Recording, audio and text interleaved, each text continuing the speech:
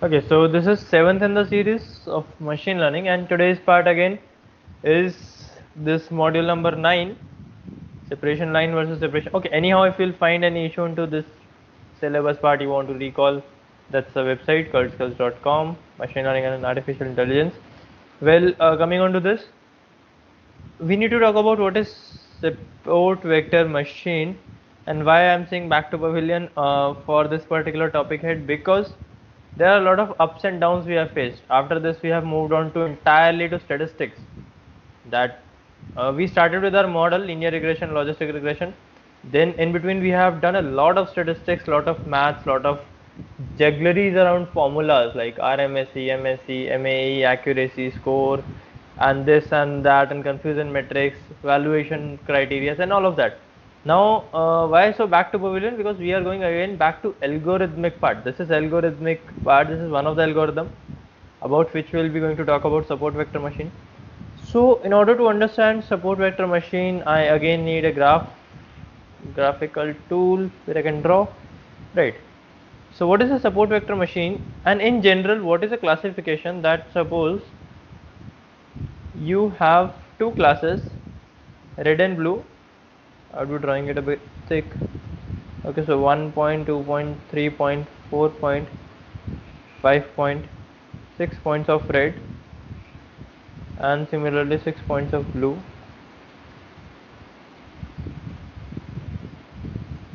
or 7 point, like whatever.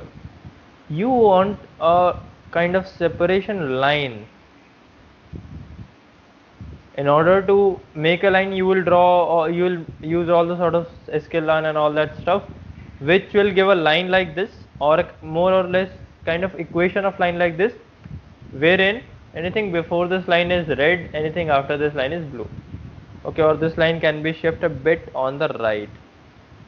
That's fine as of now. Okay, so moving on to this part is the red class, this part is the blue class. That is what the generalized ideation of classification look like. But what is SVM? So SVM don't fit a line here, it fits a plane. Plane, exactly a plane, support vector plane. Okay, so what is a plane? It's a kind of 2D layer, just like a bed sheet or a kind of curtain. So after a curtain, that is another room, before a curtain, that is another room. So it's not a line, it's a kind of glass placed in between. So on one side of the glass there is one room, another side there is another room. This particular side is red, this particular side is blue. So it's a kind of 3D stuff. It's not easy to draw on this graph. I can show you some if I'll get something. Not exactly, I'm not getting it right here, but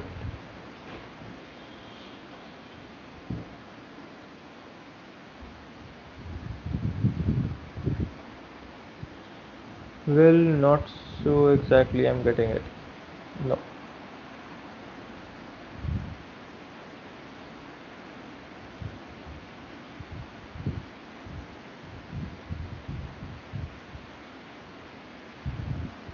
Anyway, so I'm not getting it anyhow right there.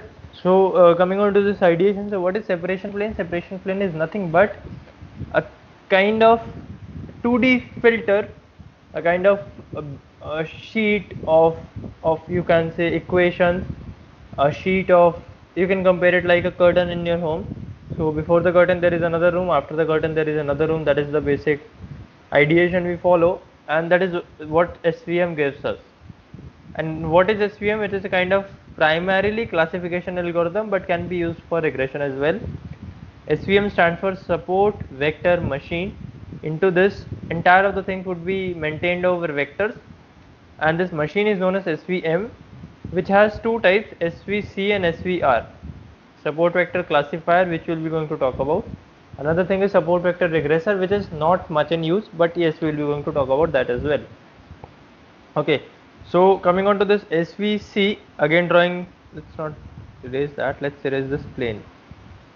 Okay, the question arises, how would a model, a machine in this case would get to know that this is the plane? We understood that how it happened in linear regression, how that happened in logistic regression. Now it's our turn to understand that how how it is going to happen in the case of SVM.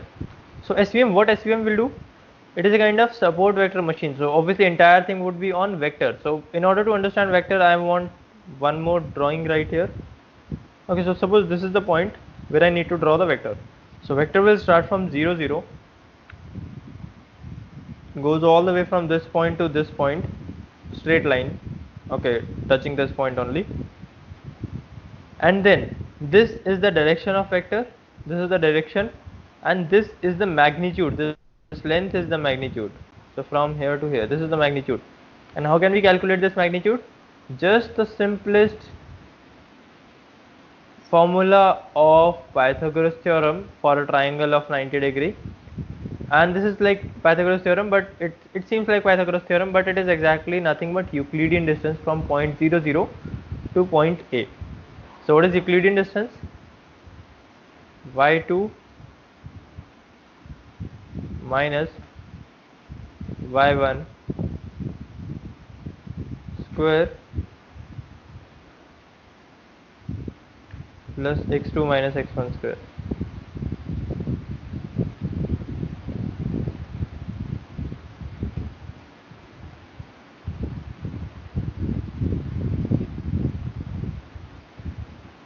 Because this is entirely over the under the root, right? And this is exactly the same formula as of Pythagoras theorem as well. So we are calculating actually z value, hypotenuse value, which is this, and which can be turned down to z square is equals to y2 minus y1 square plus x2 minus x1 square. This is entirely Pythagoras theorem. So coming on to this part, a vector is nothing but a kind of line with a magnitude and direction. A vector has both the things, magnitude and direction, drawn from the origin to that particular point.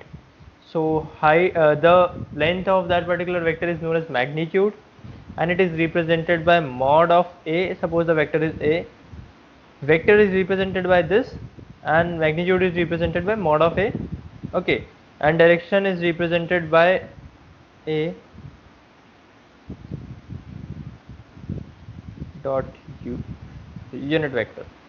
Anyhow, coming on to this programmatical mathematics, not the entire linear algebra, vector algebra stuff.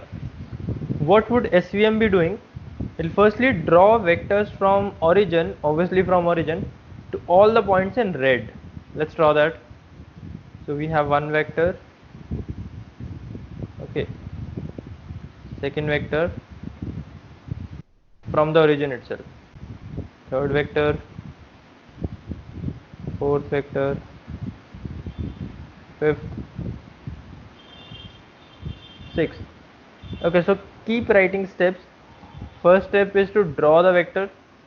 Second step is to take only that vector. Okay, so whatever we'll be doing in SVM, it is a kind of pipeline.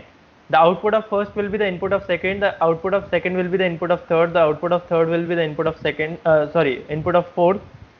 Now this is the first step into which we have drawn all the vectors. What is the second step?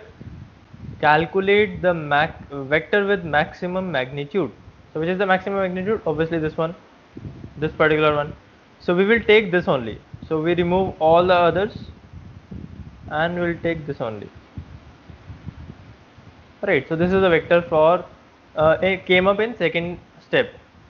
Again the same thing for this particular blue class. I want to draw one more point blue right here so that it will not create any problem for you to understand that.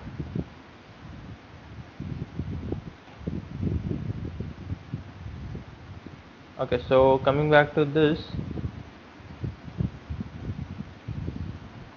we again drew all the vectors. Wait.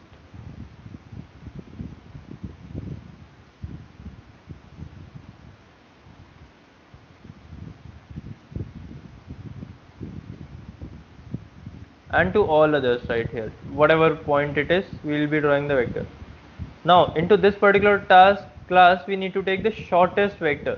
Okay, so let's take the shortest vector, which is this one, right?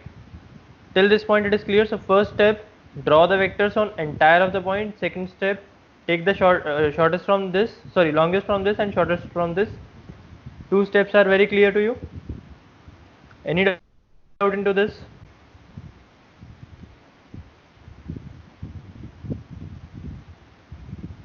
Any doubt?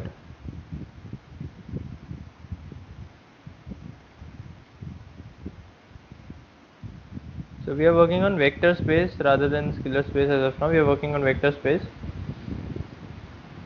No doubts. That's fine. Well, so coming on to this again, what is our third step? Our third step is to, now we have vectors, let's remove those vectors. We don't need these vectors anymore. Okay, there was a point right here.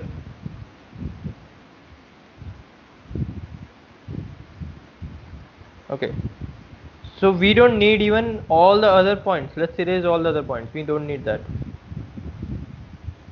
We just need these 2 points as of now.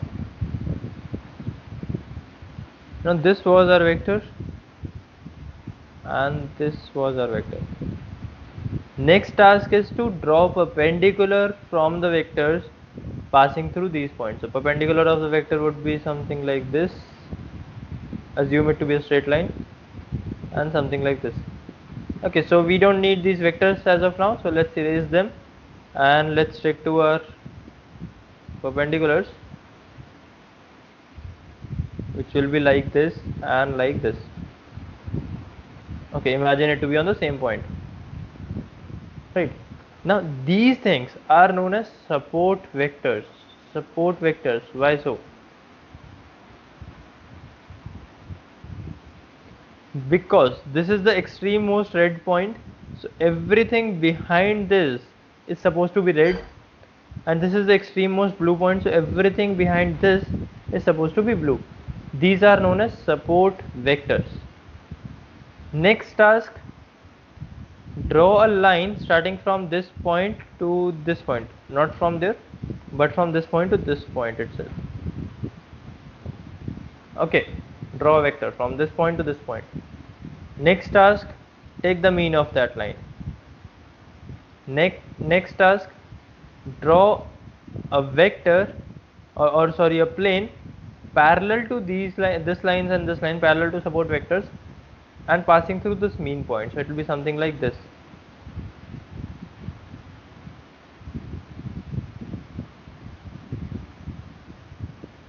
Now this particular plane is known as our separation plane because this is the region where no point exists, but still if something would be right here, it is most likely to be blue rather than being red. That is why we have taken the mean line, that entire of the thing from this point to this. Let's erase all of that stuff and let's have 3 lines only as of now. I'm going to erase all of that.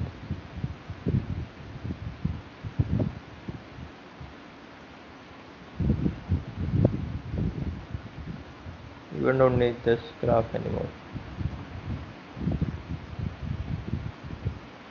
Okay, so this was the separation plane. Support vector 1, support vector 2. Now this is a blue class, this is a red class, this is again a blue class, this is again a red class. But for out of these two, which one are you more sure that this is surely be a red? Out of these two, give me your answers. I'll wait for 2 answers.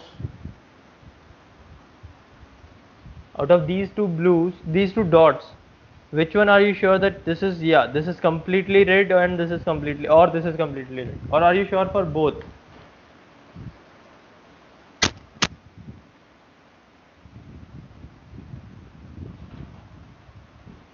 Outside the vector line, both. Okay, what do you mean by outside the vector line, Jarin? So I'll just name them. This is 1, this is 2. So 1 or 2? 1. Okay. Lower is red. Yeah, lower is this. Yeah, sure. So what we are studying is support vector machine, and into that we are talking about how does a support vector machine works. I'll repeat the entire architecture, just let me complete this part and then again I'll repeat all the stuff whatever we have did today. Okay, so the reason you gave this particular point to be more surely red is because it is more far from the separation plane. So it is more far from the starting of this blue line, right? So the things which are actually near to the border, these are also red. Comparatively, comparing between blue and red, these are red, but not so sure. So basically it is represented by confidence. So the confidence of being blue or red is 0 right here, because this is the neutral line. Minus 1 right here. So what is the meaning of minus 1? Minus 100. That means 100% for red, and this is 100% for blue. I will write it plus 1. Okay, so minus 1 and 1 are same thing for different classes. So this is 0, minus 1, 1, this is 50%, this is 40%, this is 80%. So it ranges from 0 to minus 1 right here, 0 to plus 1 right here. After that it is entirely minus 1, after that it is entirely plus 1. Is it clear to those who have been into this class from starting? And then I'll again repeat it. Is it clear? Yeah. This is how support vector machine makes classification. Let's draw the entire things again and let's discuss about that. So we are talking about what is support vector machine, SVM, and we discussed that it is a classification mechanism which works on separation plane rather than separation line, where separation line is just like this, separation plane is more on like a curtain or a kind of filter in between. So the mask you have seen into last few months or last few days is nothing but a kind of separation plane. It's a 2D stuff. More or less it is a 3D stuff, but the filter, the piece of cloth placed in front of mouth is a kind of filter. If you stretch that to be a rectangle, it will be a 2D, and that 2D is a separation plane, right? So but separation line is nothing but like this. So if you are working on 2D, line will work. If you are working on more than 2D 3D part, then you need to have a plane like a glass sheet, that after this, before this it is my home, and after this it is the road itself. The wall of our home works nothing but like a separation plane itself. So how to draw the separation plane, how SVM drew that? Basically this is the graph wherein I have two classification data, two classes data. One is of pink color right here,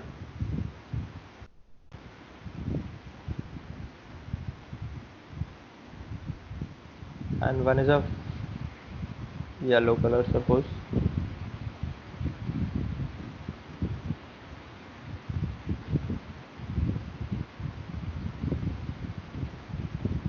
Okay, now how SVM will work?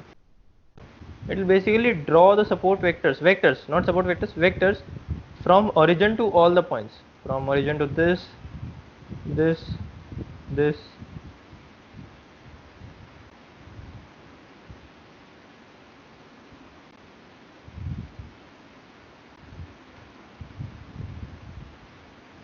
and all of that. Okay, so I'll not be drawing all of them, it will become like ugly enough. So this is what SVM will do. Now the next task is it will find the longest vector into this class, which is this one. Okay, so it will stick to this only. Shortest vector into this class, which is this one, into this entire beam class, which is this one. Okay, it will stick to this, making it more precisely straight. Okay, then next task, draw perpendicular from this point, which will be passing from, see, basically we need to draw a line right here, and then draw the perpendicular passing from this line. Okay, and then this is our separation plane, the mid of that. Support vector for pink class, support vector for green class, separation plane. So you can see that this is 100% pink, 100% green. This can be 0 to 100% pink, this can be 0 to 100% green area, right? Is it clear, Nitika, to you as well?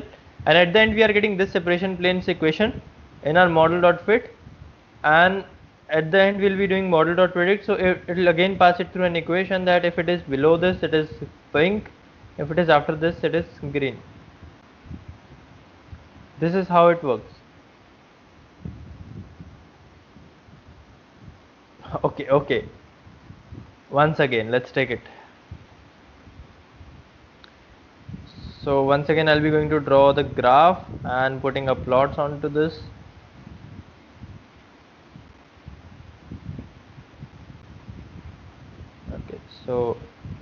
number 1. Wait.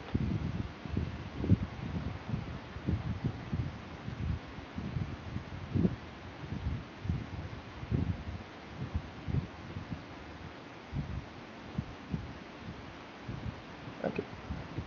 And another point of some blue color right here.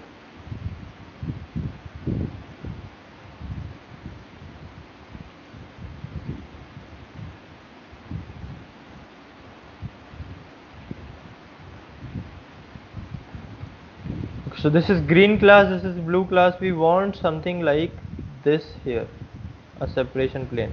And how will we get that? Basically that is what our question is with SVM. So what SVM will do, it will draw the vectors from origin to all the point, and will take the vector, will discard all the other vector, but take the vector which is longest for this class and shortest for this class. Wait,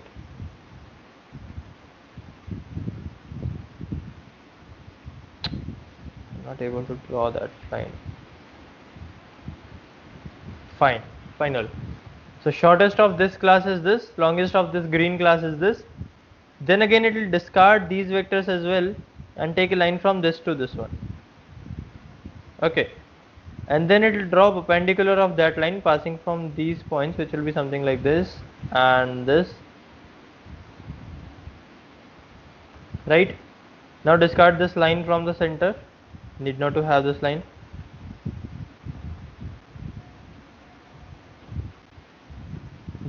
These things are known as support vectors, this one and this one.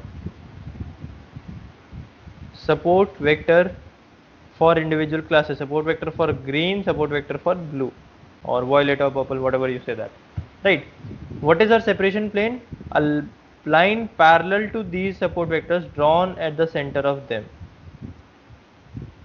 Imagine it to be perfect center and a straight line.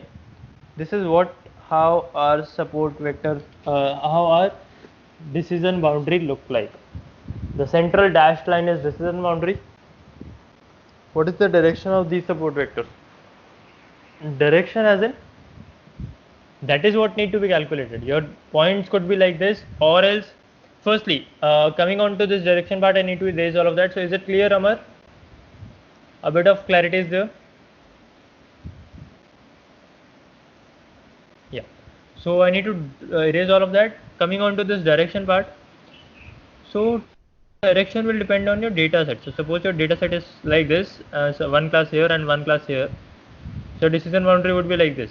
Whereas if your data is something like this, one class here and one class here, so your decision boundary would be something like this, or more precisely like this. Okay, or like here itself and here itself. So decision boundary will auto adjust to this. So that is a kind of machine training itself. So machine will auto train this. That is what need to become up. So direction, magnitude, and all these things will be the model.fit outcome.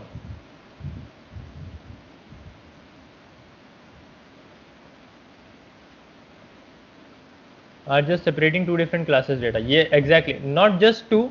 It can separate n different classes data with this mechanism. I'll show you. So okay, so we just see a line and not a vector. No, exactly not. The support vectors are vectors itself with a magnitude and a direction going on. The direction is this downward is the direction, downward, upward, whatever you say. Okay, so then this is also a vector right here, which is going on in a particular magnitude and direction.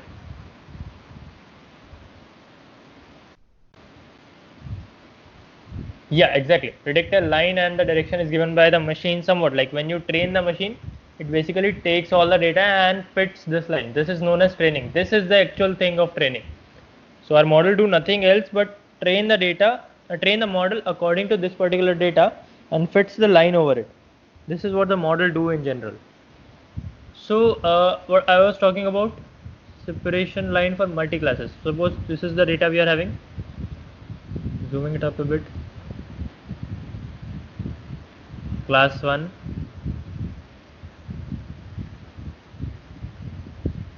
class 2, and class 3. What will be going to happen is our SVM will basically works on one versus all approach, wherein we'll take these two classes as one unit for the first time, okay, and this class as another unit. We'll draw a separation plane amongst them, something like this, okay, or more precisely something like this will come up, right? Then it will take these two classes as single unit and this class has another unit, so it will draw something like this right here, okay. Then what it will take these two classes as single unit and this as another unit, so it will draw something like this right here, or more precisely like this. Now the exact outcome of this will be something like, maybe I have missed the point, yeah.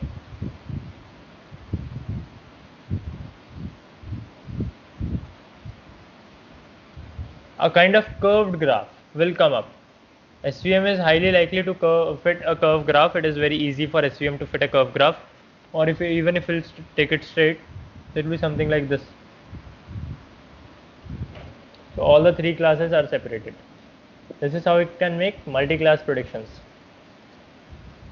Right, so should we head over to prediction part with SVM, that how to write the code for SVM? Should we?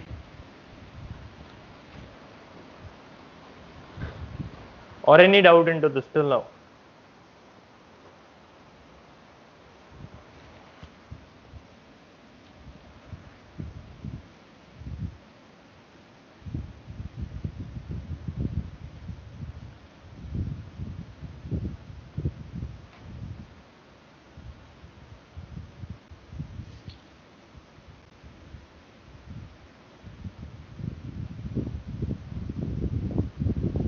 Yeah, SVM is a kind of multi-class classification algorithm. It is not just binary. The approach is binary, but at the end, in a recursive binary approach, it will come with multi-class classification data.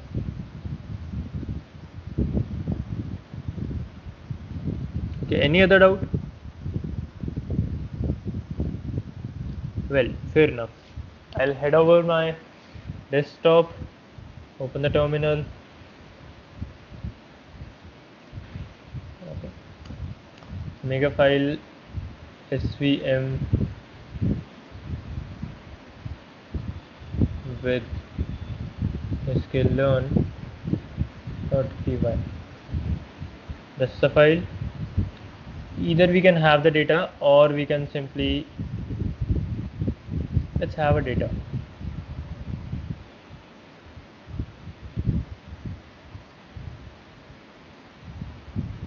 Or let's make it on a simpler part as of now. Let's make it on the simpler part. We have something, no need to have pandas.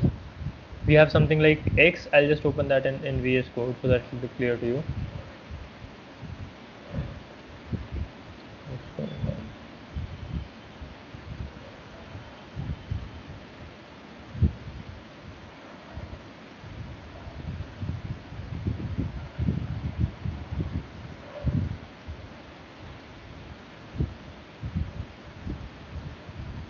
Okay, so we have something like X is equals to a list with 20, 45, 67, 89, 92,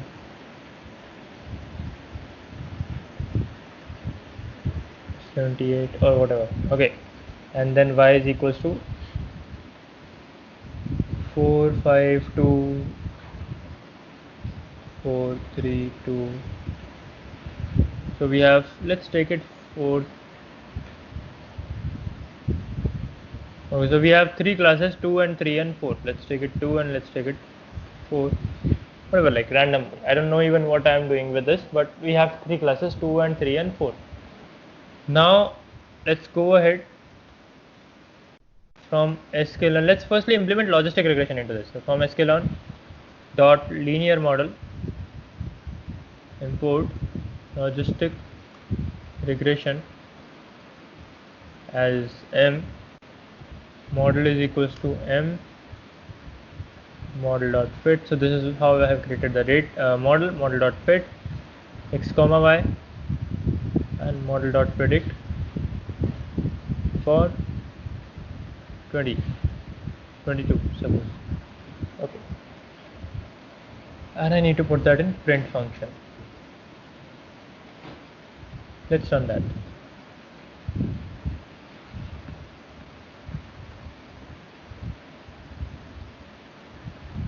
Okay, for 22 it is saying class 4, because you can see the class of 20 is 4 and 22 is somewhat near to that, or whatever. Like, I'm not talking about accuracy loss. Obviously we don't have data, so we are no one to talk about accurate model or lossful model. What I want to say you is how the skeleton works. What if you want to have svm ready with you? So instead of this, you need to say from sklearn.svm import svc, and that is it. Seriously, that's it. Nothing else is required. Now you are working on svm and it is giving you 4 as the result. Exactly same, no change into this. Even we can check it on data itself. So let me find out some data which we have worked on earlier.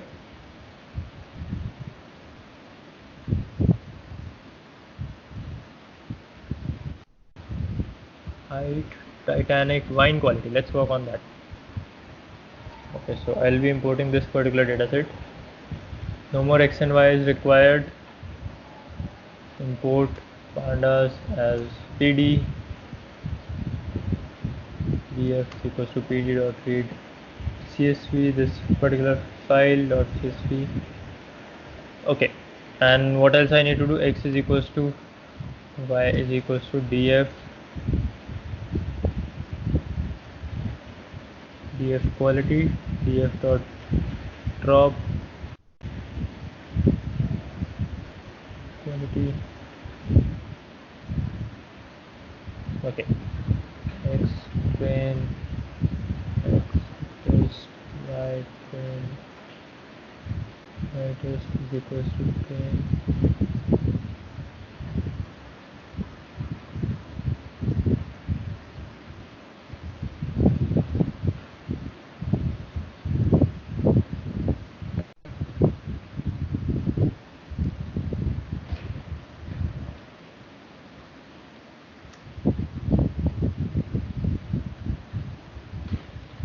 That is it. Just train it on x train, y train, and get the accuracy for x test, y test. That is it. Okay, so we are working on SVM as of now. Let's see the accuracy. Quality is not the word. Okay, let me check. Might be I'm missing some stuff.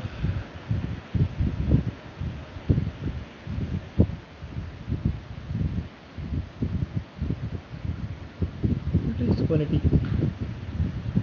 What's wrong?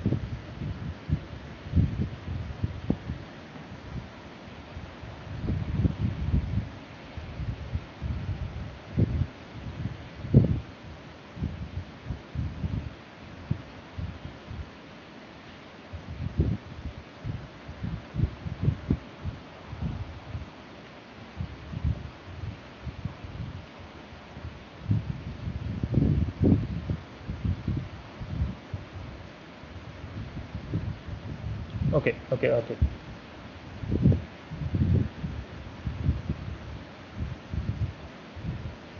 Fine. So I got 50.31% accuracy. For the sake, I'm multiplying it with 100. Okay, so you're getting 50.31% accurate result. Let's see the same thing on logistic regression. Although we are not talking about that our model will behave good or bad, but we are just talking about how easy it is to shift from one algorithm to another. Just a single line of change, and that is it. Our logistic is giving 57% accuracy. I'm not talking about which is good, which is bad, because this data again is 1500 rows, and that is not it. What is the size of this data?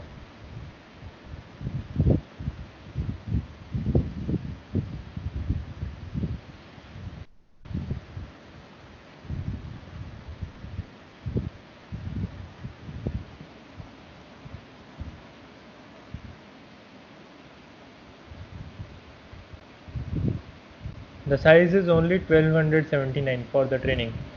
It's not so much significant, but yes, what I am talking about is that what is the accuracy is 57% and 50%, not which is better, which is not better. Obviously, SVM is comparatively very better than logistic when it comes to good amount of data. But the thing is that right here, we are talking about the logic, that how to shift from one algorithm to another, and that is it.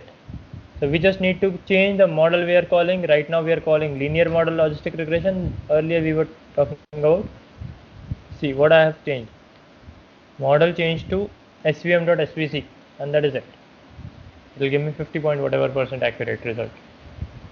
Okay, and similar way I can change my model to some other as well in just a moment of time, just a one line change.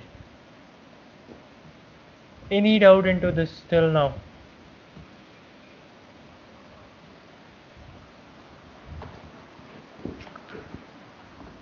Anyone having any doubt? Yeah, actually I don't want to share the code because there is nothing changed. So that is exactly the same whatever you have done earlier. Now what I want is, I want you to write the entire code without even looking at my code and without even looking at your existing code. I just open this command prompt for your reference. I don't want to share the code as of now. I want you to write the entire code by yourself without even looking at my code and without even looking at your earlier code, and implement SVM into it. And for this you have 20 minutes. Go ahead. It's 12:57. I would be pinging you till 1:20 and then we'll be moving on. All the doubts would be really welcome for this part.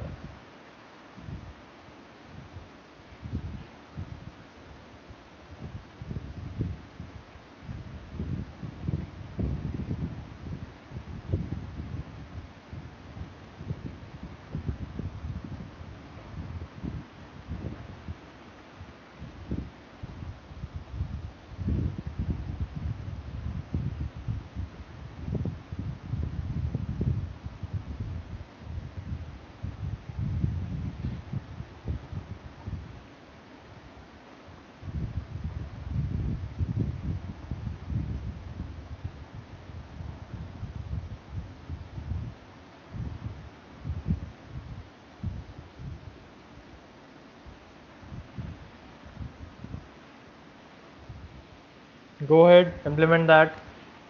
I hope you would be having some or the other data file with you, whichever data you're working on. It's not like wine quality only. Any classification data you can work on.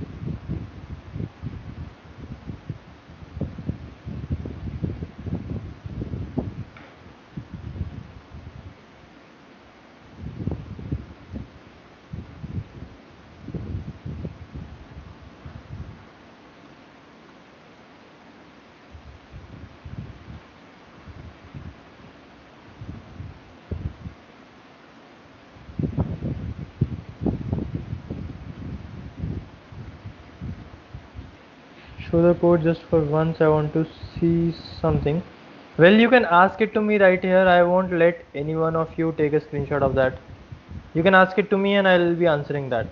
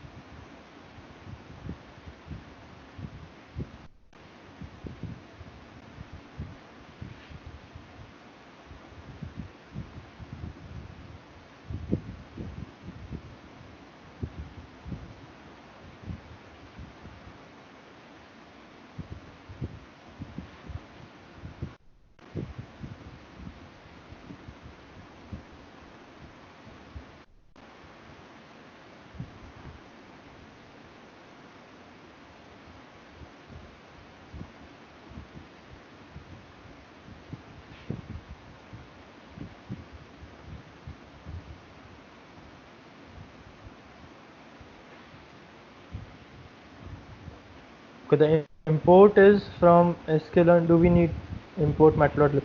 No need to import matplotlib as of now. And I want you not to look at your previous code as well. Please write it by your own. Try to write it at least by your own.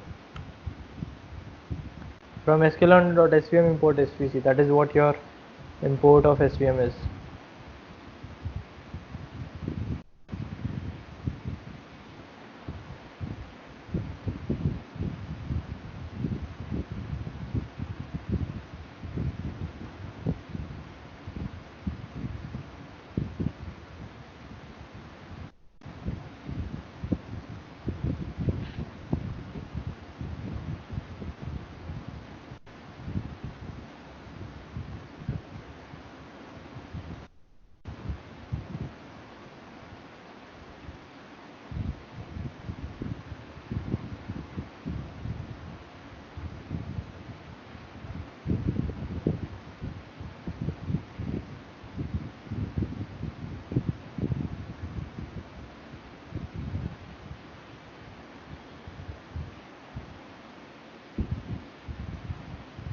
Okay, come on, please. Stop taking my laptop screenshot.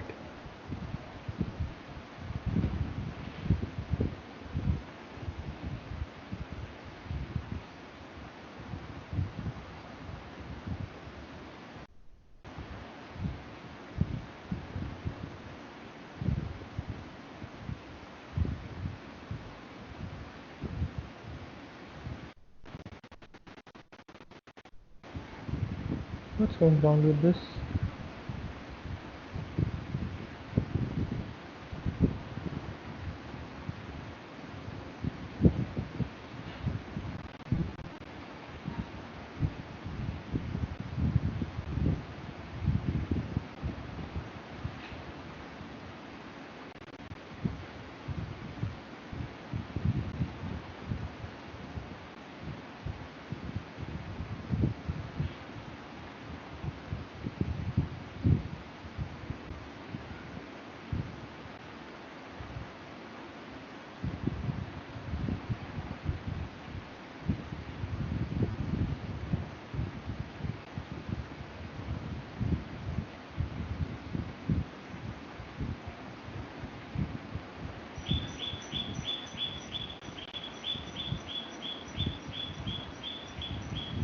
Random state is not necessary.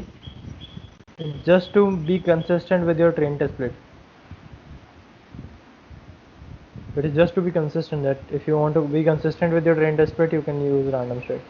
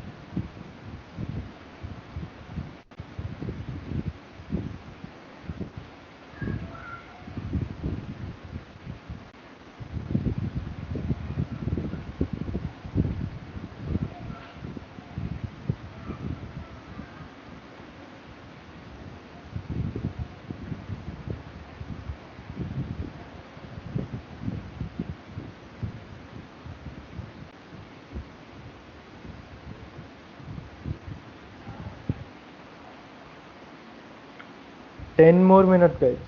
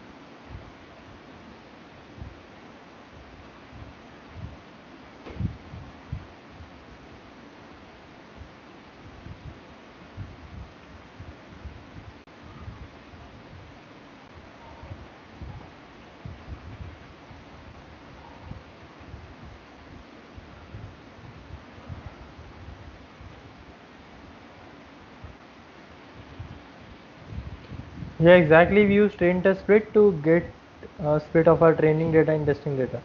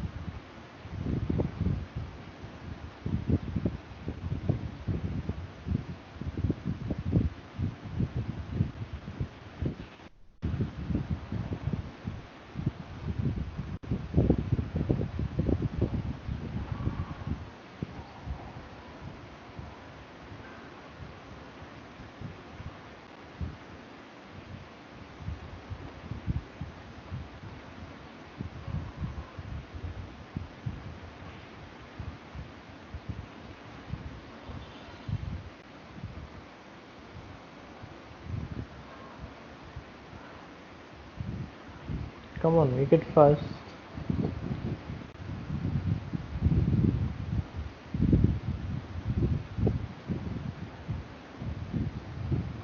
Done. So what's the accuracy you're getting? Well, let's not talk about accuracy because every other person would be working on different random state with different algorithm into it.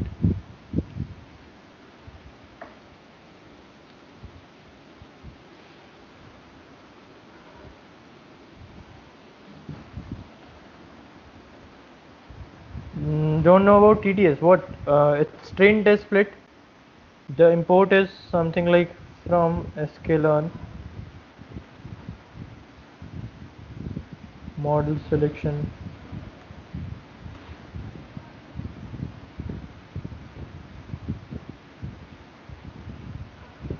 Okay, and then you need to say x train, x test, y train, y test is equals to this TTS x comma y comma test size whatever you want to give, and then comma random state whatever you want to give. Okay, something random state, something with this test size. Go ahead, it will help out.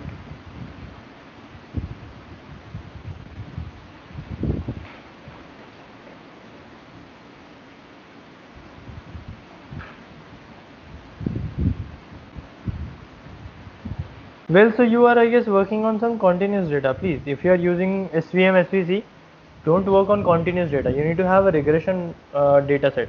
Which data are you working on, Ashish? Are you working on that father and son height?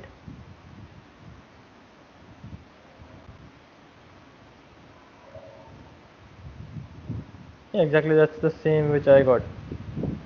China GDP. Also, GDP is a continuous data. GDP is not a classification data.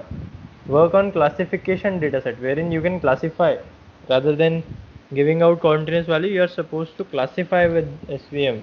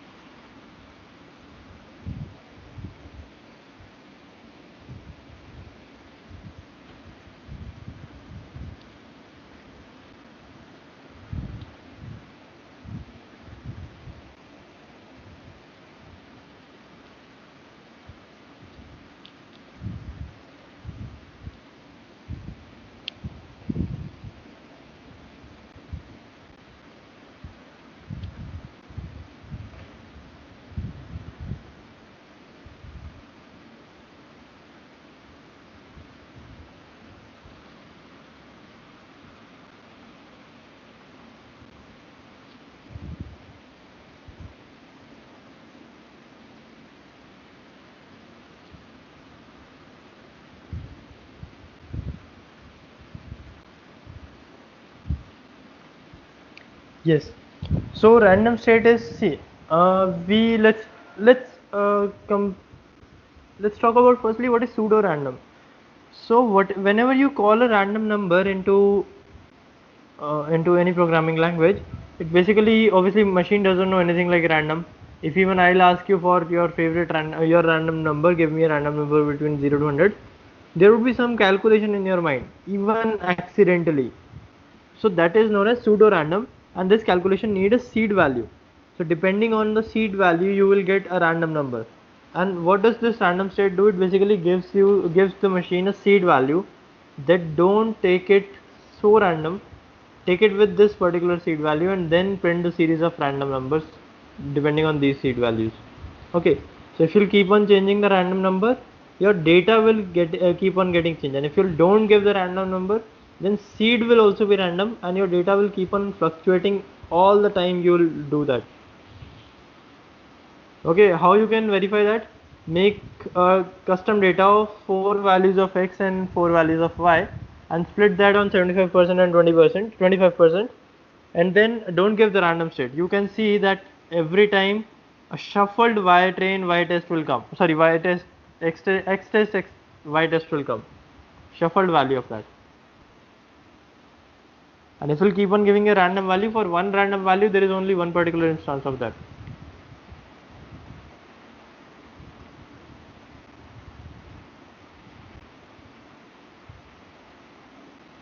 Yeah.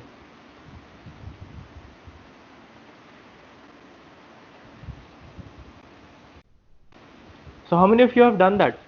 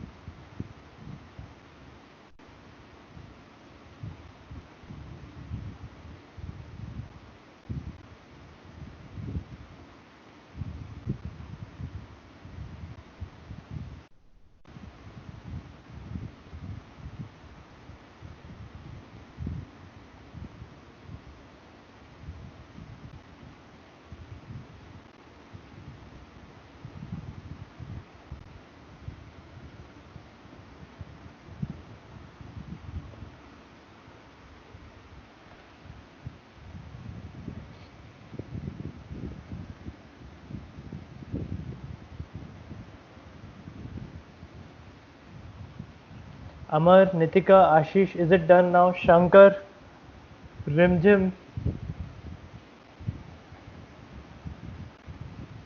how much time more do you need for this?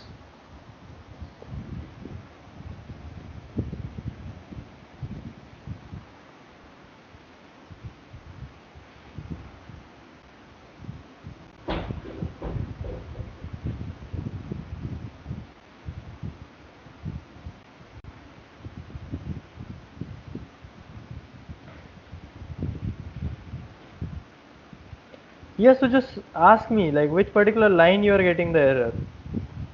That's what I want you to be. Be very confident and handy with the code lines. And if you'll keep copy pasting, or either looking at screen and writing, it will not let you think for that. Is there any relation between random state and the score? No, like there is no static relation between that. Random state will just give you consistency, and it is nothing to do like inversely proportional or directly proportional. It's accidental correlation only. Accidental changes without any logical thinking behind that. If random state will increase, accuracy will increase. No, nothing like that.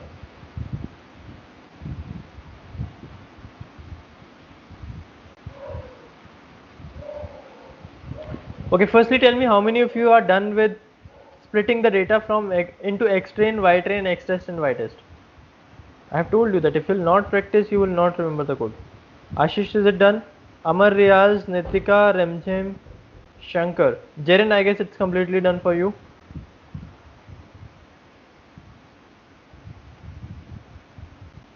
Yeah, okay. So Ashish, done. Train test split. So just check your data by printing print xtrain.shape, ytrain.shape, xtest.shape, ytest.shape. If required, convert them into numpy array if shape is not going on smooth for you. Amar, is it done? The train test split part.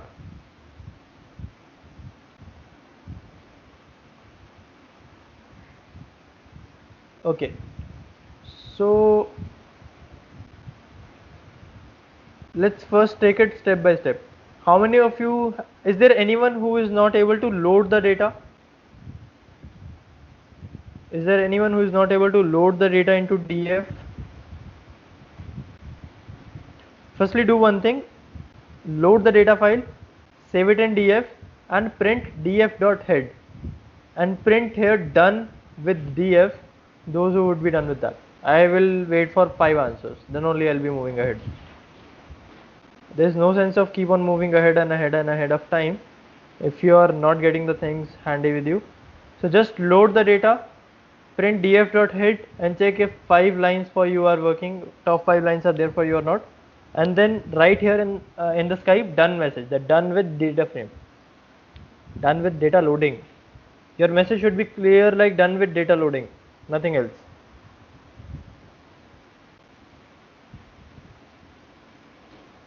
Yeah, as of now comment all the entire code and do this. I'll just guide you step by step and make it fast, really fast. Head part done, right? Ashish done, Amar done, Nitika, Remjim, Shankar. Do we have all of them on the call?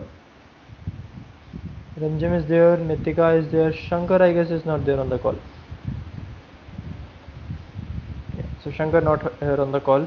Well, so Nitika and Remjim.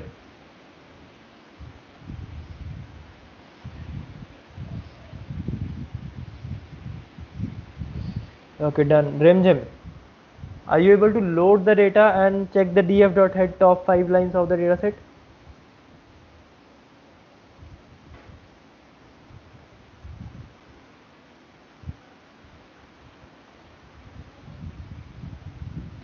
Remjim, are you there on the call?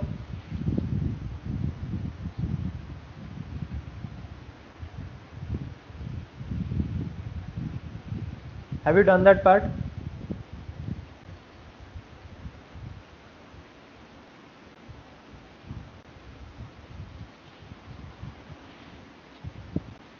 Syntax error. Just give me what is the syntax error coming up. Just paste that into this chat. Whether it be screenshot or the copy pasted of error. Or paste rather 2 screenshots, the code and the error.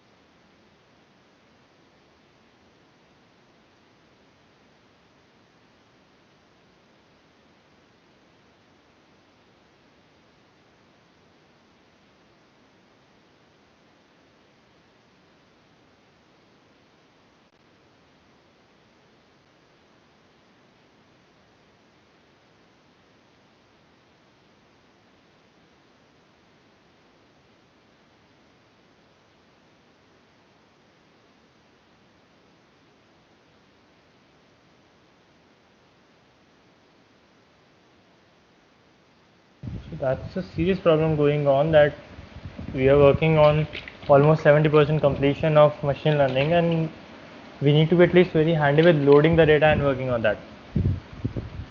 Well, SQL and I asked you to remove Another error is again, yeah, remove that sklearn part, because this is not the right import, so we'll talk about it later on. Firstly, say import pandas, df is equals to pd.read and print df.head as Jerin said, and pd.read csv should be having the complete name, winequality.csv, whatever the complete name is, with extension as well.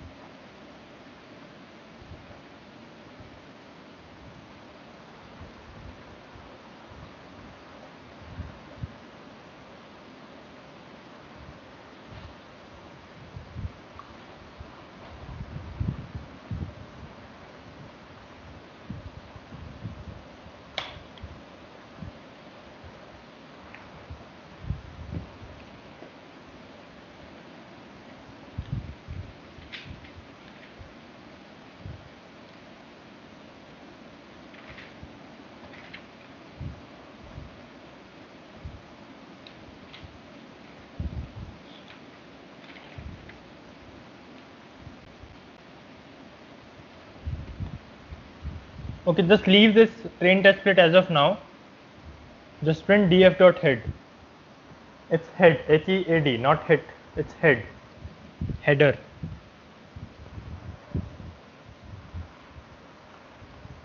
And check if you are able to get top 5 rows with whatever number of columns are there in your data. If you are talking about wine quality, so there would be, I guess, 12 columns. So check if you are getting a matrix of 12 column and 5 rows or not.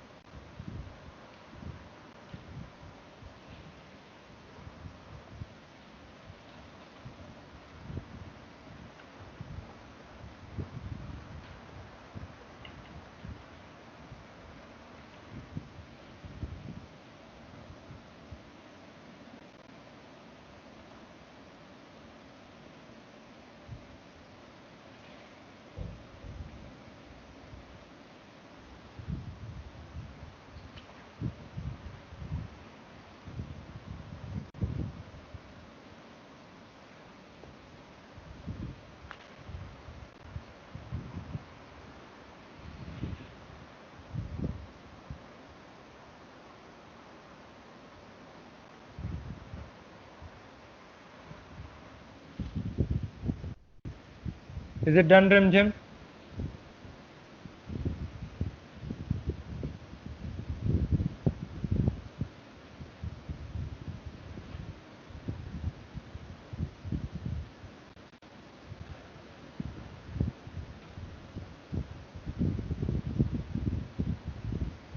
Then how do you have the dataset ready with you? Which particular file?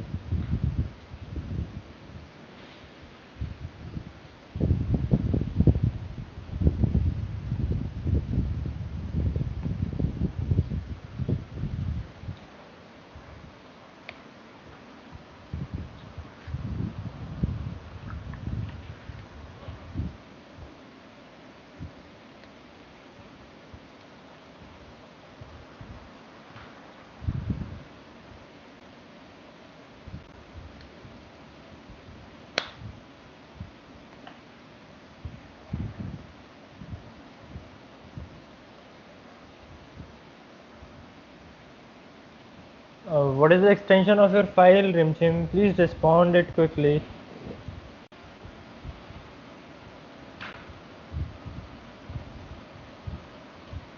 See, if you'll not practice at your home, the things given to you, if you'll just copy paste, keep on copy pasting, this will be the end result.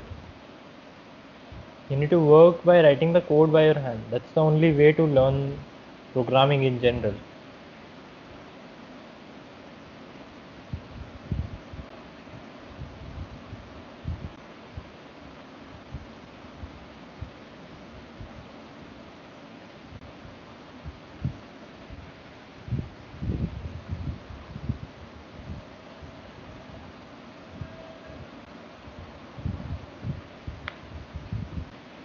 Well, okay, yeah, you can. Moving on to next part. All of you, just go ahead, just leave test split as of now. Go ahead to separate your x and y without looking at previous codes. Separate your x and y, where x would be your feature set, y would be your label, only single column label. Just check if you are able to see work on that or not. And how can you verify that?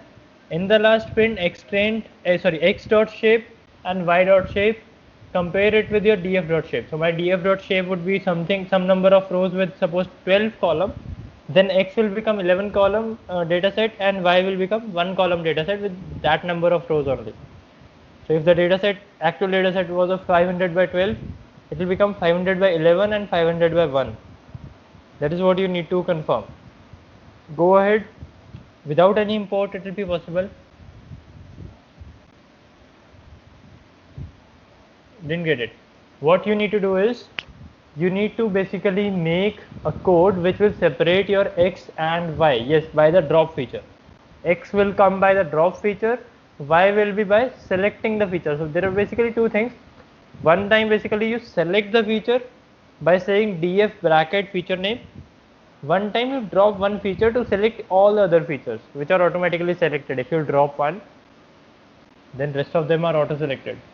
So into x we basically drop a feature and in y we select a feature. Instead of dropping all others, we can simply select only one.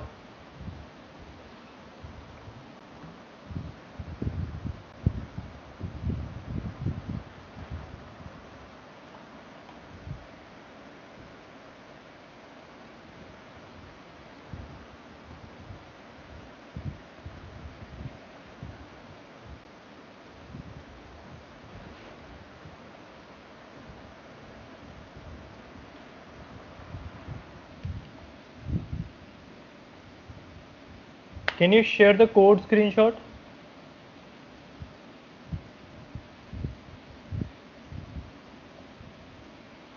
Ashish, can you share the screenshot of the code? Done. So Nitika, please verify that as well. So if you are getting like the total number of columns in df is exactly plus 1 to that of x. So if x is having 10 columns, df is having 10 columns, your x should be having 9 columns and label should be having y should be having 1 column.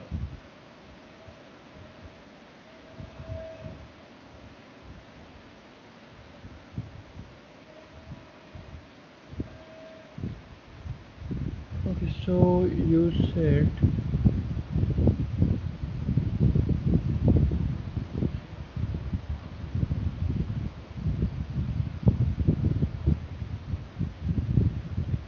yeah, so you are getting error in sklearn part. Just don't take care of it as of now. Leave sklearn as of now. Just work on this, the upper part. Cell number 38 you are getting 200 comma. That is fine.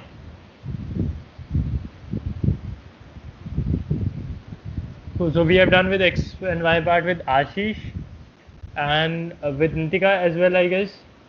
What about others? Amar?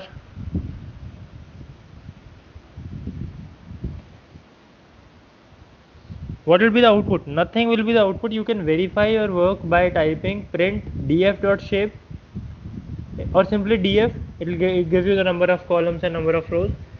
Focus on number of column. Check the number of column of df, x and y. Y should be 1, x should be n minus 1 and df should be n. Whatever your df is, x should be just minus 1 of that. It will not give you any output. This is something you can check with.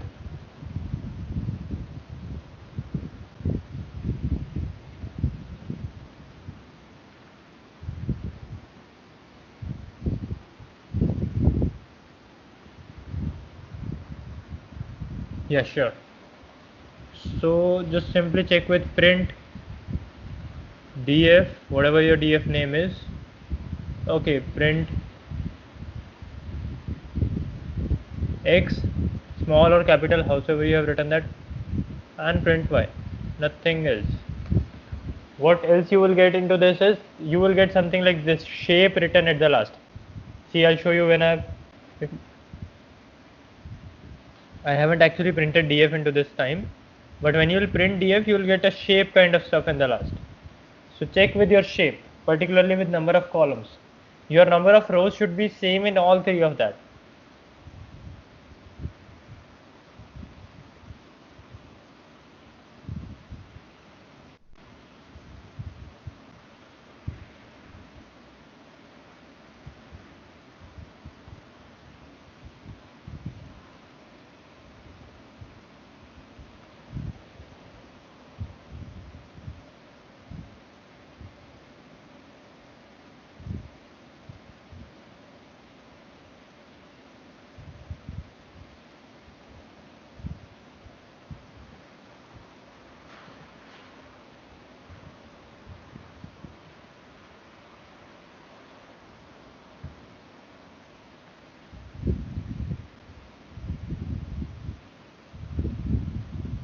Okay, so you have 1599 by 11 column, and that with 1599 fine. And check with your DF as well. Is it 1599 by 12 column?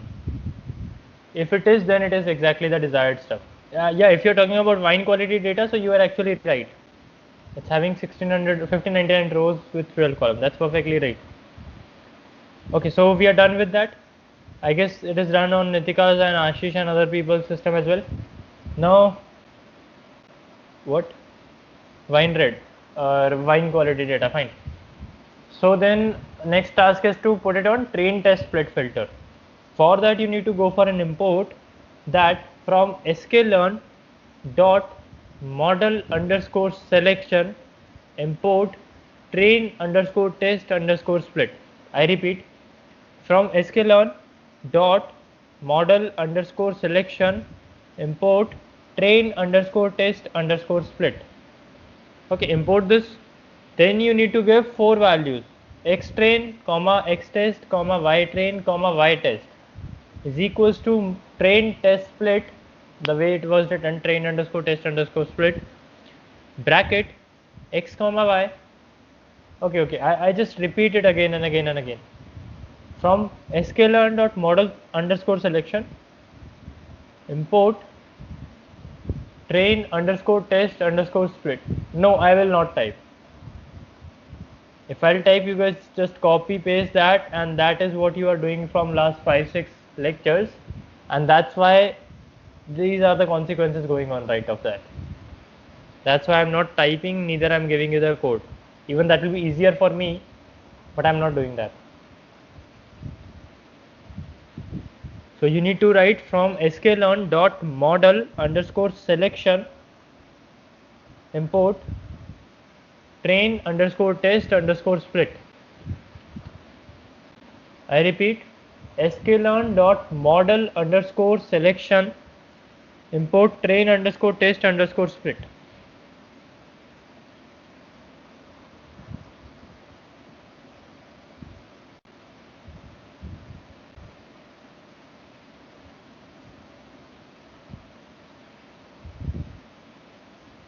Okay, next line, xtrain, xtest, ytrain, ytest. Howsoever you can name that. You can name it ABCD, you can name it x1, x2, y1, y2. I name that as x underscore train, x underscore test, like this. You can name it any way you want to, whatever, these are just variables. So xtrain, xtest, ytrain, ytest with commas in between, xtrain, xtest, ytrain, ytest is equals to train underscore test underscore split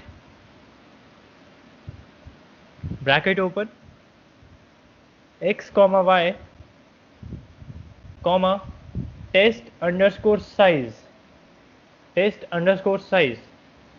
is the test size you want to go for, is equals to, in between 0 to 1 you can take it any, but it is highly advisable if you'll go for it with 20 or 25%, like 0.2 for 20, 0.25 for 25. So whatever number you will give, that will be the size of your testing data, and that will be the percentage of your testing data rather. So if it says 0.2, that means 20%. So out of 500 rows, 100 rows will be for testing. So you can take it 0.2 or 0.25 as per your choices. Even you can take it 0.99 as well, but that will not make any sense. So it is all the way acceptable from 0 to 1. So go for x comma y comma test underscore size is equals to 0.2 or 0.25 whatever, comma random underscore state. Random underscore state is equals to whatever number of your choice. Some 5000, 3000, 2000, 20, 30, 40, whatever you want to. Okay. Then again print. Okay. From sklearn dot model underscore selection import train underscore test underscore split. Done with this line? I hope all of you are done with this line. From sklearn dot model underscore selection import train underscore test underscore split. Then next line you need to write x train comma x test comma y train comma y test. Four things. X train comma x test comma y train comma y test is equals to train underscore test underscore split train test split bracket open, so that small bracket curvy bracket parenthesis we call it. Okay, x comma y comma test underscore size is equals to 0.2 or 0.25 or 0.3 completely of your choice. Test underscore size is equals to some value, comma random underscore state is equals to again some integer value. It should be an integer value 20, 30, 40, 50, 25, 35, 42, anything. Coming on to what is random state. So random state is something like I discussed that earlier as well, that whenever you ask your system to give a random number, it basically calculates a random number. There is nothing like random when it comes to a system. So it calculates a random number, and when it calculates, it needs a seed value. So this is known as random seed. So when you don't give a random state, it basically takes the random seed as well, again a random. It's a kind of recursive process. So entire of your train test split will be on the basis of random. So anytime one thing will be randomly training, another thing would be testing. When you run that again, so the things might get swapped and your result will not be consistent.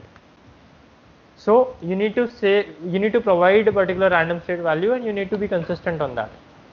Use any random value. Recursive process means, recursive means getting executed again and again and again. So if you are aware of Fibonacci series or palindrome mechanism, so when a function calls that function itself within its execution, that thing we call as recursive. When one function we are running, in between it is calling the same function again, that is known as recursive approach. So just working on in the nesting hierarchy, going into the depth and never reaching the end point, that is what recursive is.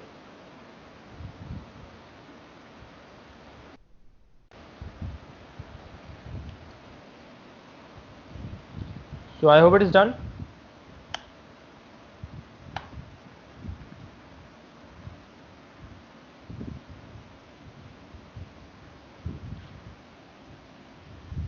No, test size should not be in bracket. It should be test size is equals to 0.5 and random state is equals to whatever random state you want to give. They shouldn't be in bracket. They are not functions, they are attributes of a function.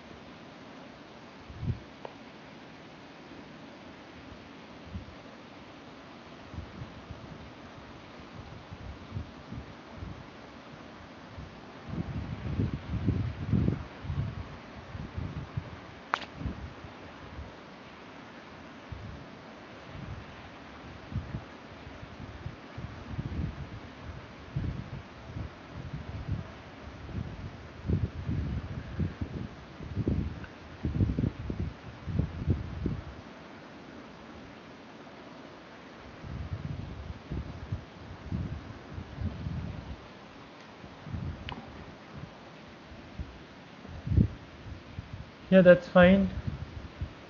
I hope you have x and y already defined in your program earlier. Which error it is giving? Okay, see. The thing is that you are saving that in small x train, small x test, and you are calling capital X capital X train dot shape, capital X test dot shape. Don't do that.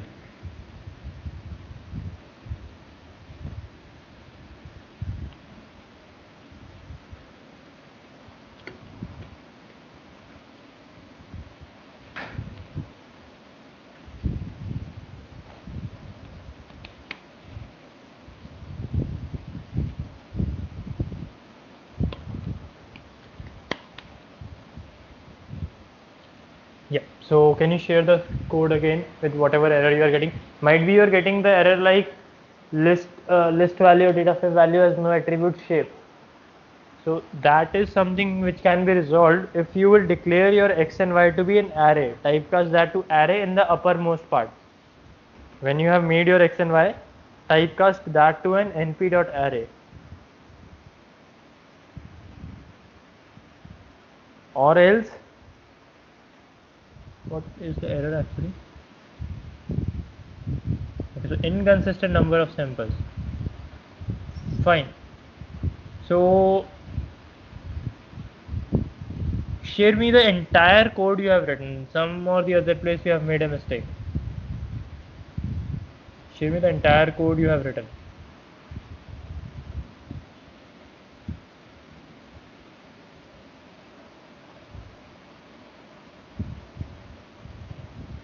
And how many of you have done that sklearn.model selection and all that train test split part? Please write me a message done with train test split. One, Nitika.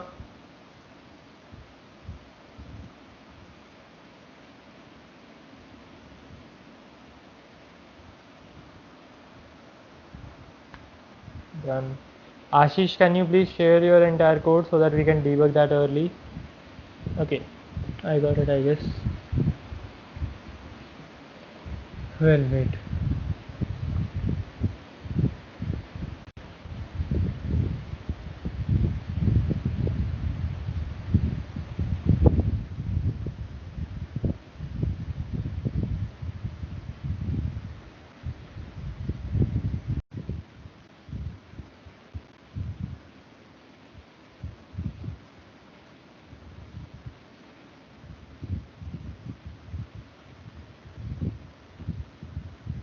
Jupyter creates problem by saving the session. It is also helpful, but for the beginning part, it always creates problem.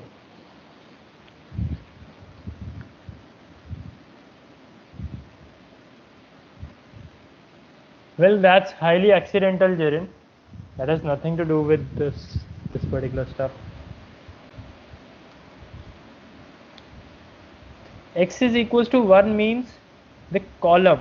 So x's are basically our data set have two dimensions. One is row dimension and one is column dimension.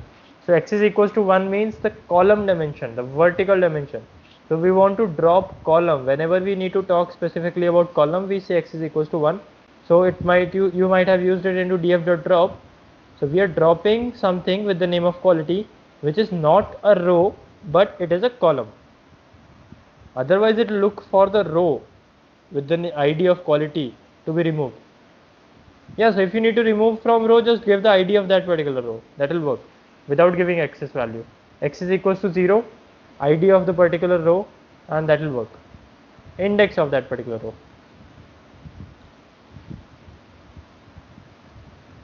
So is it done, Ashish?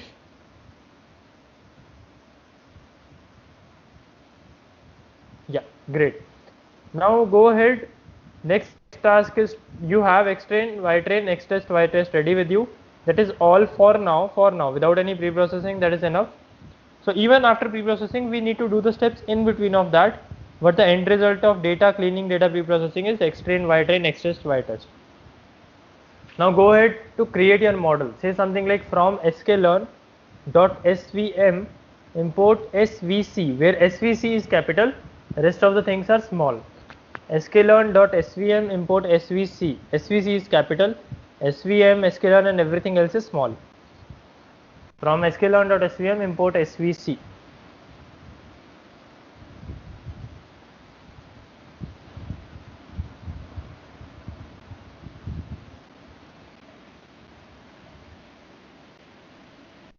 Something wrong.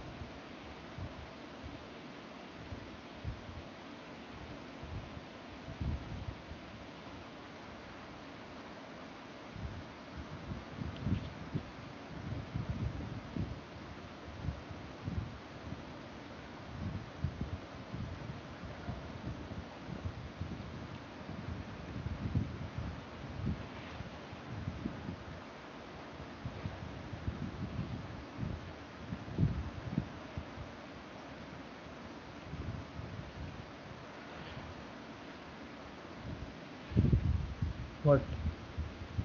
From sklearn.svm import svc, where svc is capital.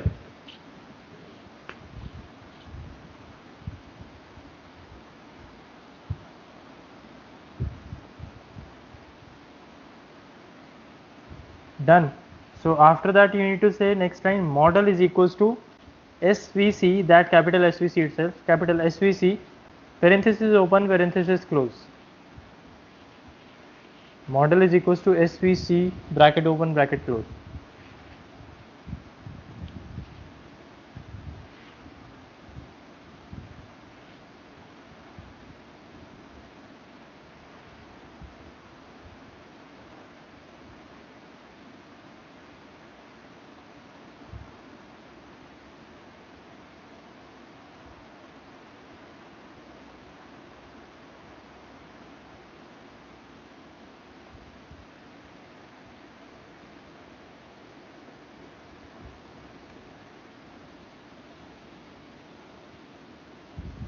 How to decide what to add in the arrays of the feature and label part? Are you saying about that, which feature to select, which feature not to select? Is that what you are asking for, Ramjim? And which feature to select, which feature not to select?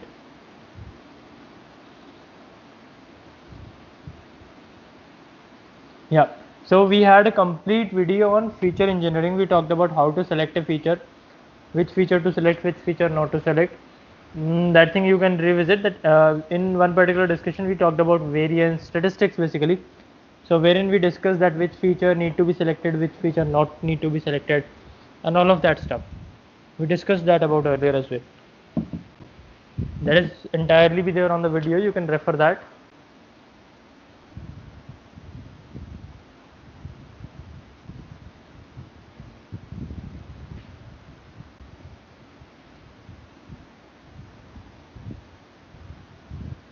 Is that done? Model is equals to svm dot from sklearn.svm import svc. Model is equals to svc.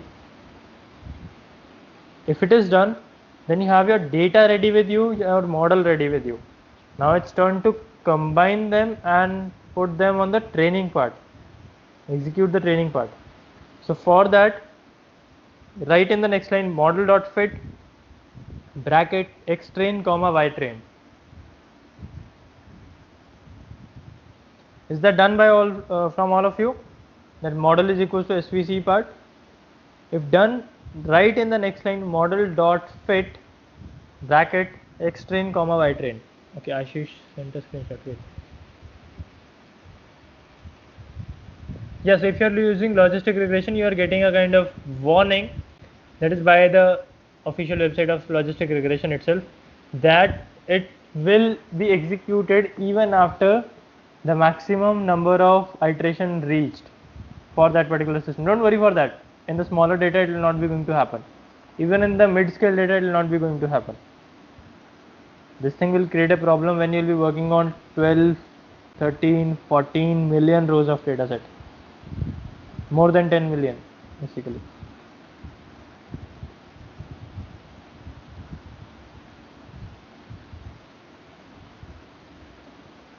Like it's a big data set and it has some rows, so we choose the rows on which we base our.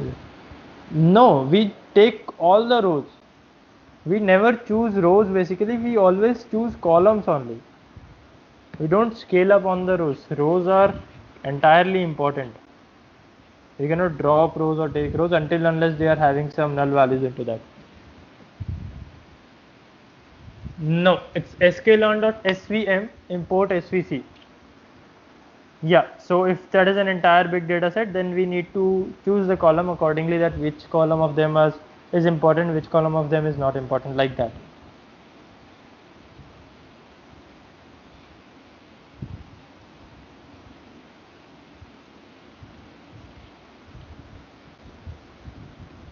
Model.fit will actually train your data, right? So this is where train your model, rather I would say. So this is where your training starts. This is the only thing which will take time. For that particular thing only, we say that our model need to be saved. Rest of the things are just like a maximum of 2 seconds of task for a machine. This is something which can take all the way from a month or 2 or 3 or 4 or even 1 year to get trained if the data and the algorithm is complex. Not in the case of machine learning, but specifically in the case of deep learning.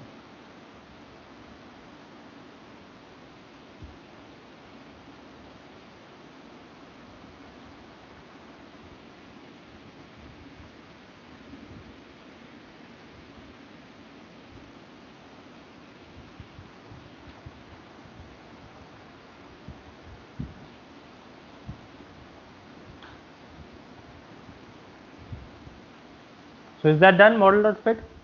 Next thing you need to write is print bracket open model.score bracket open x test comma y test bracket close, again one more bracket close. So within print you need to write model.score, and within the score function you need to give x test comma y test.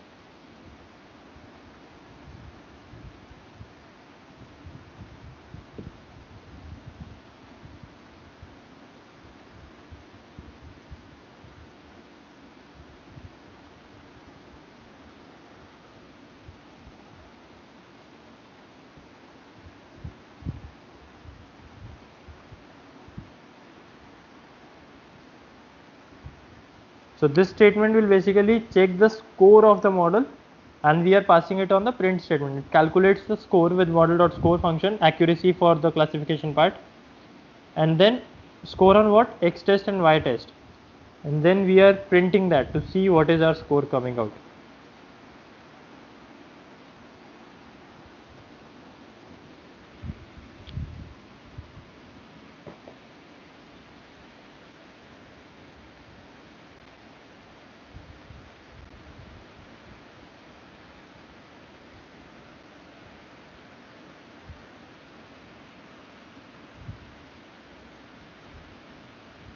That's great.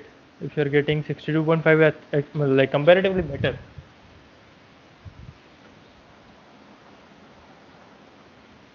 $52, okay. What about you, Nitika? What about you, Remjim?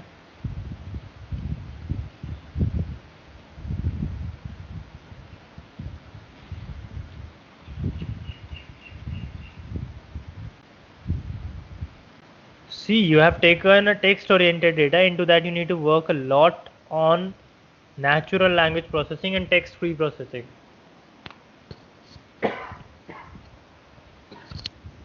We haven't actually learned text free processing or NLP as of now, so you cannot work on text data so easily, or else you need to look at that what is label encoding and get dummies. We have discussed about that. Go ahead on the video, practice that, and then you'll be able to get into this as of now. Yeah, you can multiply it by 10. It will not affect actually. It will just be like instead of 0.52 you will get 52, or 0.5285 you will get 52.85.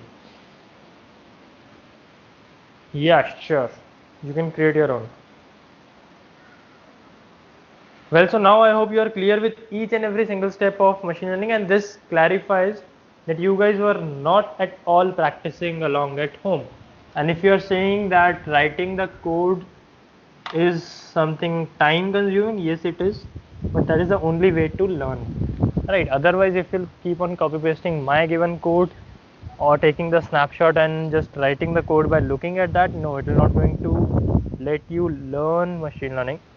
In order to learn, you need to write the code, and everything should be very clear in your mind. Even all the errors should be crammed to you, that okay, this error would come to this line. Like you just narrate me the error and I'll tell you, okay, this most probably be in this particular line for many of the errors. Okay, so this state will only and only come if you'll write the code by your own for 100 times, and out of that only 2 or 3 times it will be running, and rest of the time it will be giving you errors and errors and errors. So if you are getting errors, then that's good for you actually. Well, so any other doubts from your part as of now?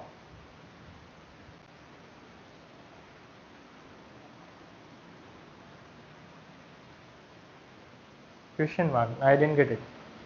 What is the meaning of question mark right here?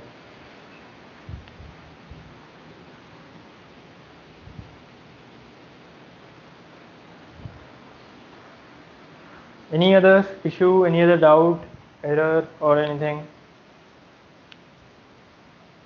Amar, Nitika, Ashish, Rimjim, Jaren. How to solve? Solve what? Input contains NaN. There is something we learned into data pre. I guess you skipped the data preprocessing part completely. None of you have practiced that. Go ahead into the data preprocessing video, EDA video, exploratory data analytics. Into that we talk about how to remove the NaN values, how to work on the NaN values, how to do all the sort of preprocessing required. How to do for logreg. Where is the question? I didn't get it actually. Okay, it's at the top. Well, sorry. So how to do for logistic regression? What to do for logistic regression? And sorry, I just missed that question. What to do for the same thing exactly? Just remove the import of SVM, take the import of logistic regression from sklearn.linear model import logistic regression, and model is equals to logistic regression. Rest of the thing will remain same for now.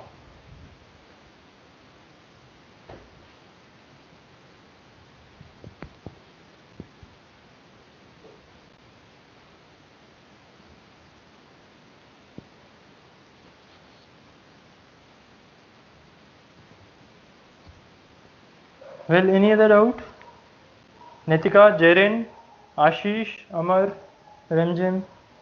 If no doubts, write no at least so that I'll be clear with.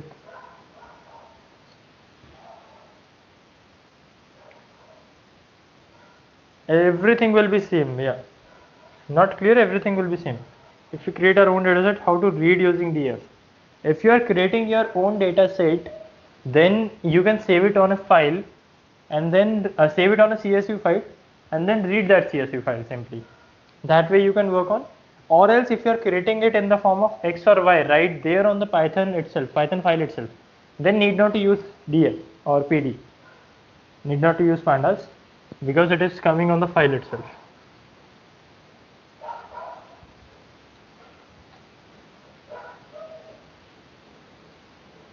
I understand that. You need to apply a statement. Suppose it is coming on before XY split. You need to write a line df dot drop na, bracket open, bracket close. Df dot drop na, drop na, without any underscore, without any space. Df dot drop na, that is it. Drop na, drop nan.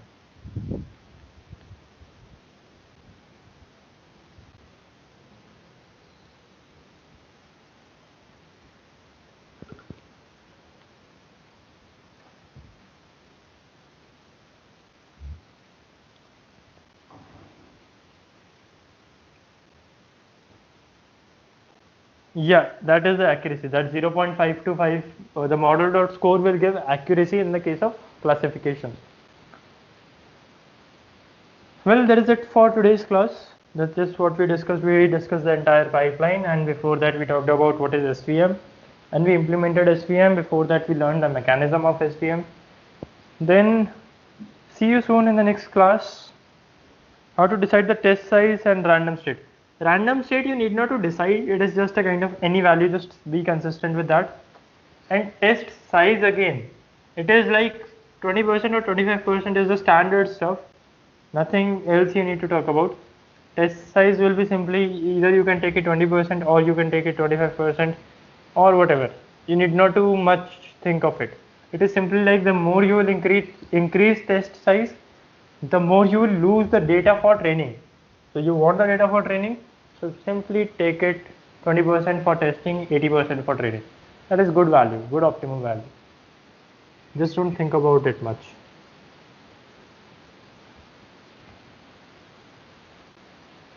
Well, see you in the next class. I just shut off the recordings.